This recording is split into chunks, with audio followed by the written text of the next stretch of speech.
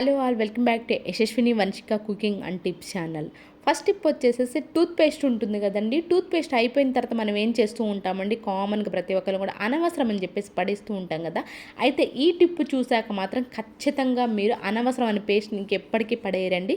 ఈ వాటర్ని ఈ విధంగా కొంచెం ఒక గ్లాస్ వాటర్ తీసేసుకున్నాను. ఏదైతే మన పేస్ట్ ఉందో అయిపోయిన పేస్ట్ని ఈ విధంగా చిన్న చిన్న ముక్కలుగా కట్ చేసేసుకొని ఆ వాటర్ ఉంటాయి కదండి, మన గ్యాస్ స్టవ్ క్లీన్ చేసుకోవచ్చు, అలాగే డిన్నర్ టేబుల్స్ క్లీన్ చేసుకోవచ్చు. అట్ ద సేమ్ టైం మన మిక్సీ ఉంటుంది కదండి, ఈ వాటర్ తోటి మిక్సీ వైట్ మిక్సీ ఏదైతే దాంతో కనుక క్లీన్ చేసి చూడండి, మీరు ఖచ్చితంగా మంచి రిజల్ట్ అయితే ఉంటాయి. ఎలాంటి సర్ఫు సోపు ఎలాంటివి లిక్విడ్స్ వాడకుండానే న్యాచురల్గా ఈ విధంగా తయారు చేసుకున్న పేస్ట్ వాటర్ ఏదైతే ఈ వాటర్తో కనుక ఈ విధంగా స్ప్రే బాటిల్లో పోసేసుకొని గ్యాస్ స్టవ్ కూడా కొన్నిసార్లు మనకి జిడ్డుగా ఉంటుంది. బ్యాక్ సైడ్ టైల్స్ ఉంటాయి కదండి, ఆ టైల్స్ కూడా మనకి ఏమవుతుందంటే మనం వంట చేసేటప్పుడు కూడా కొంచెం జిడ్డు ఎక్కువగా ఏర్పడుతూ ఉంటుంది కదా. అలాంటప్పుడు ఈ వాటర్ ఒకసారి స్ప్రే చేసి నార్మల్ పాత క్లాత్ తుడిచేయండి, ఎంత కొత్తగా షైనింగ్ కూడా అనిపిస్తాయో. అండ్ అలాంటి మిక్సీ చెప్పాను కదా, మిక్సీ ఉంటుంది కదండి, ఇలాంటి వైట్ మిక్సీలను కూడా ఒక్కసారి ఏంటి అంటే ఒక స్ప్రే చేసి పాత క్లాత్తో కనుక క్లీన్ చేసామని చాలా నీట్గా అయితే క్లీన్ అయిపోతుంది. అండ్ నెక్స్ట్ టిప్ వచ్చేసి ఈజీగా మనకి కంఫర్ట్ని ఇంట్లో ఎలా తయారు చేసుకోవాలో చూద్దామని, దానికోసం కార్న్ఫ్లవర్ ఉంటుందిగా, మొక్కజొన్న పిండి, దాన్ని 2 స్పూన్స్ అయితే తీసేసుకొని ఈ విధంగా వాటర్లో అయితే కలిపేసేసుకోవాలండి. 2 స్పూన్స్ అయితే సరిపోతుంది. అండ్ అలానే ఒక సైడ్కి అంటే మనకి ఎంత క్వాంటిటీలో మనం కావాలి అనుకుంటున్నామో క్వాంటిటీని బట్టి మీరైతే ఒక గ్లాసు వాటర్కి ఒక 2 స్పూన్స్ అయితే ఒక స్పూన్ అయితే సరిపోతుందండి. పెద్ద లోటా కనుక తీసేసుకున్నారనుకోండి 2 స్పూన్స్ కార్న్ఫ్లవర్ తీసుకోవాలి. చిన్న గ్లాస్ వాటర్ తీసుకుంటే ఒక స్పూన్ అయితే సరిపోతుంది. ఈ విధంగా కొంచెం కాచేసిన తర్వాత కొంచెంసేపు చిక్కబడుతుంది, మీకే అర్థమైపోతుంది. ఆ చిక్కబడే వరకు ఉంచేసేసేయండి. వెంటనే స్టవ్ ఆఫ్ చేసిన తర్వాత వేడి మీద ఉన్నప్పుడు మాత్రమే వెనిగరు అలాగే కర్పూరం మంచి వాసన కోసం అండి. అండ్ అలానే డియోడ్రెంట్ ఏదైతే మనం వాడుతూ ఉంటామో పర్ఫ్యూమ్ కొంచెం పెట్టేసాను. దీనివల్ల అంటే మంచి వాసన అయితే వస్తుంది. చాలా కొంచెమేనండి, ఎక్కువ కూడా అవసరం లేదు. మీరు డైరెక్ట్గా అలా కూడా ఉంచేసుకోవచ్చు అండి ఆ కలర్లో. లేదు నేను కొంచెం కలర్ కోసం అని చెప్పేసి ఈ విధంగా కొంచెం ఉజాలా బ్లూ అయితే వేసేసాను. డైరెక్ట్గా మీరు అలా అయినా వేసేసుకోవచ్చు. ఇంట్లోనే రూపాయి ఖర్చు లేకుండా చాలా తక్కువ ఖర్చుతో, బయట మనకి కంఫర్ట్ చాలా కాస్ట్లీ ఉంటుంది కదా, చాలా తక్కువ ఖర్చుతో ఇంట్లోనే కంఫర్ట్ ఎవరైనా తయారు చేసుకోవాలంటే సింపుల్గా ఈ విధంగా అయితే తయారు చేసుకోవాలి. అండ్ నెక్స్ట్ టిప్ వచ్చేసి అల్లం కనుక స్టోర్ చేసుకోవాలనుకోండి, డైరెక్ట్ కనుక ఫ్రిడ్జ్లో కనుక పెట్టేసినా కానివ్వండి, మనం కవర్లో పెట్టేసేసి డ్రై అయిపోతుంది, ఎండిపోతున్నట్లు అనిపిస్తూ ఉంటుంది కదా. అలా కాకుండా సింపుల్గా ఈ విధంగా అయితే ట్రై చేసిన ఒక పాత కర్చీఫ్ ఏదన్నా ఉంది అనుకోండి, పాత కర్చీఫ్ని తడిపేసేసేయండి. తడిపేసి ఏదైతే మీరు అల్లం తెచ్చుకుంటూ ఉంటారో అల్లాన్ని ఈ విధంగా మూట కట్టేసేయండి. ఎక్కువ గట్టిగా కూడా కట్టాల్సిన అవసరం ఉండదండి, జస్ట్ లైట్గా చిన్న ముడి అయితే వేసేసేయండి. ఆ తర్వాత ఏంటంటే మీరు 2-3 డేస్కి ఒకసారి ఈ ఏదైతే అల్లం ఉందో దీనిపైన వాటర్ జల్లుతూ ఉండండి. ఈ విధంగా జల్లుతూ ఉండడం వల్ల ఏమవుతుందండి, మనకి ఈ విధంగా బౌల్లో పెట్టేసేసి వాటర్ జల్లుతూ ఉన్నారనుకో మనకి లోపల అనేది అల్లం అనేది అసలు డ్రై అవ్వడం ఎండిపోవడం అనేది జరగదు. ఈ ఎండాకాలంలో ఎక్కువ అల్లం స్టోర్ చేసుకోవాలని ఈ సింపుల్ ట్రిక్ని అయితే ట్రై చేయండి. ఐ హోప్ ఈ టిప్ కూడా నచ్చినంగా ప్లీజ్ అండి ఒక లైక్ ఇచ్చి నా ఛానల్ సపోర్ట్ చేయండి. అండ్ నాకు యూస్ఫుల్గా అయితే ఉంటుంది. అండ్ నెక్స్ట్ టిప్ వచ్చేసేసి ఎరేజర్ది కానివ్వండి, లేదంటే షార్ప్నర్ కానివ్వండి, ఇలాంటి చిన్న బాక్స్కి అయితే వస్తూ ఉంటుంది కదండి. దీన్ని ఇప్పుడు రీయూజ్ ఎలా చేయొద్దో, మన టైలరింగ్ టేప్ ఉంటుంది కదండి, ఈ టేపు ఎక్కువ కనుక ఉన్నాయి అనుకోండి, కొంతమందికి టైలరింగ్ చేసే వాళ్ళకి ఎక్కువ ఉంటాయి కదండి, ఆ ఫోల్డింగ్ ఊడిపోయిందంటే చెండాలం కొంచెం ఇబ్బందిగా కనిపిస్తూ ఉంటుంది కదా. అలా కాకుండా ఈ విధంగా మనకి షార్ప్నర్లో కానివ్వండి, ఎరేజర్ దాని కూడా ఫోల్డింగ్ చేసి పెట్టేసుకున్నా చాలా నీట్గా అయితే ఉంటుంది చూడడానికి. అండ్ నెక్స్ట్ టిప్ వచ్చేసి ఒకే ఒక నెయిల్ కట్టర్ని ఇల్లు మొత్తం అందరం వాడుతూ ఉంటాం కదండి. అలాంటప్పుడు కొంతమందికి ఇన్ఫెక్షన్ ఉన్న ఫంగస్ ఏదైనా ఉన్నా కానీ ఒకళ్ళ నెయిల్స్ నుంచి ఒకటికైతే వెళ్ళిపోతూ ఉంటుంది కదండి.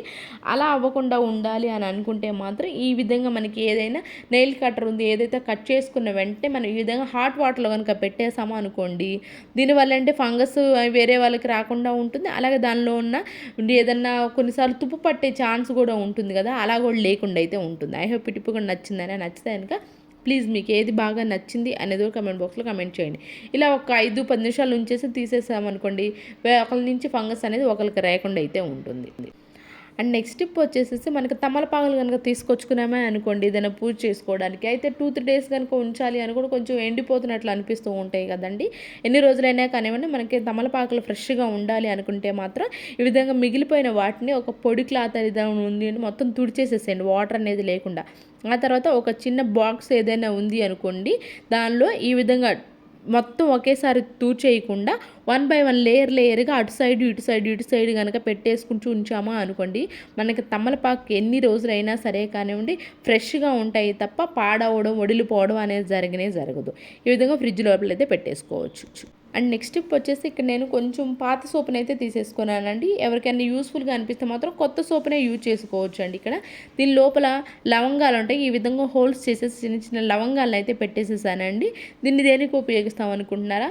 మనకి బీరువాలో కానివ్వండి, ర్యాక్స్లో కానివ్వండి కొంచెం బ్యాడ్ స్మెల్ కనుక వస్తూ ఉంది అనుకోండి, కొత్త సోపుని తీసుకొని ఈ విధంగా లవంగాలు కనుక పెట్టేసేసి అది మనకి ర్యాక్స్లో కనుక పెట్టేసామనుకోండి అలాంటి స్మెల్ లేకుండా అయితే ఉంటుందండి. అలానే షింకుల్లో చిన్న సోప్స్ ఉంటాయి కదా మిగిలిపోయినాయి, వాటిని ఏంటి అని అంటే షింకుల్లో కనుక పెట్టేసామనుకోండి ఈ విధంగా లవంగాలు వేసేసి షింక్ అనేది ఎలాంటి బ్యాడ్ స్మెల్ లేకుండా అయితే ఉంటుంది.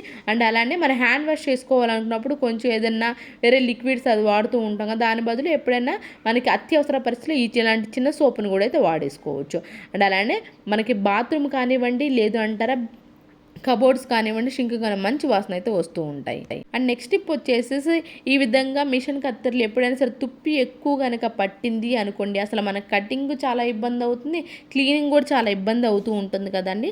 సింపుల్గా మనకు కత్తెర అనేది బయటికి తీసుకువెళ్ళకుండానే మనకి తుప్పు అనేది నీట్గా పోవాలి అని అనుకుంటే మాత్రం ఈ విధంగా అయితే ట్రై చేయండి. బాత్రూమ్ క్లీన్ చేసామన్న హార్పిక్ అనేది వాడుతూ ఉంటాం కదండి, ఆ హార్పిక్ని తీసుకొచ్చి ఏదైతే మనకు కత్తెర ఉంటుందో ఆ హార్పిక్ని ఈ విధంగా వేసేసేసి మన ఒకటి మాత్రం గుర్తుపెట్టుకోండి, ఇక్కడ ఖచ్చితంగా హ్యాండ్స్కి గ్లౌజులు అనేది వేసుకొని తీరాలండి. వేసుకొని ఆ తర్వాత మాత్రమే మనం ఈ విధంగా క్లీన్ చేసేసుకోవాలి. ఇక్కడ నేను గ్లౌజులు అనేది వేసుకొని ముందుగానే మీకు చెప్తున్నాను. ఈ విధంగా మన కత్తెర పైన వేసేసి హార్పిక్ ఒక పావు గంట పాటు పక్కన పెట్టేసేయండి.